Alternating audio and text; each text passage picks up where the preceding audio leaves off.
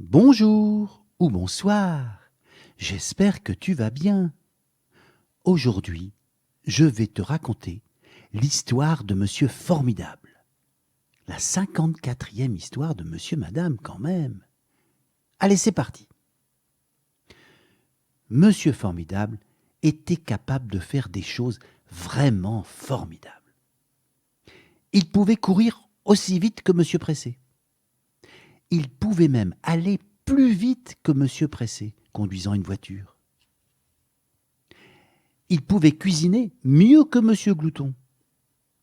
Ces petits plats étaient si délicieux que même Monsieur Maigre mangeait trop.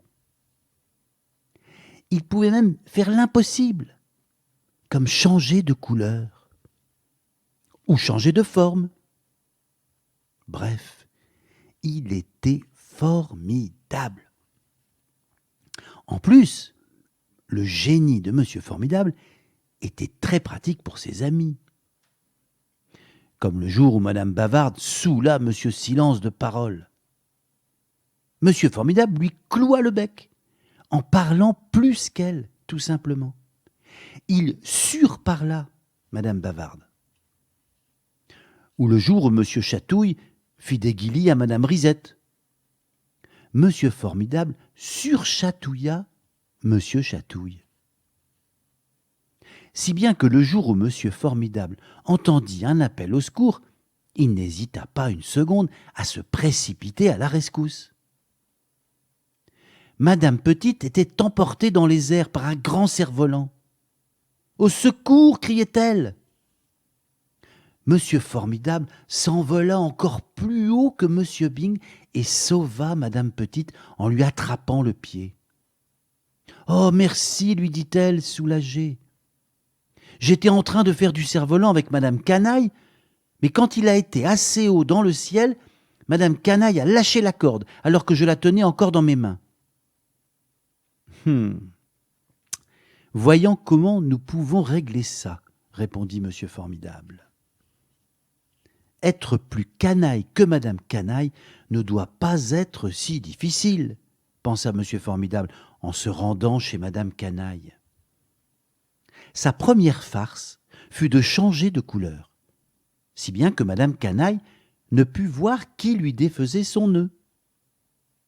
Mais comme tu t'en doutes, ce tour n'était pas du tout assez canaille. En revanche, ce qui fut très canaille de la part de Madame Canaille, c'est lorsqu'elle s'amusa à attacher ensemble les lacets de chaussures de Monsieur Formidable et qu'elle éclata de rire en le voyant se casser la figure. Monsieur Formidable comprit qu'il allait devoir redoubler d'efforts. Il se mit à réfléchir très fort et imagina un plan diabolique. Il allait creuser un trou et faire tomber Madame Canaille dedans. Cette nuit-là, Monsieur Formidable prit sa bêche et sa torche, puis il sortit de chez lui.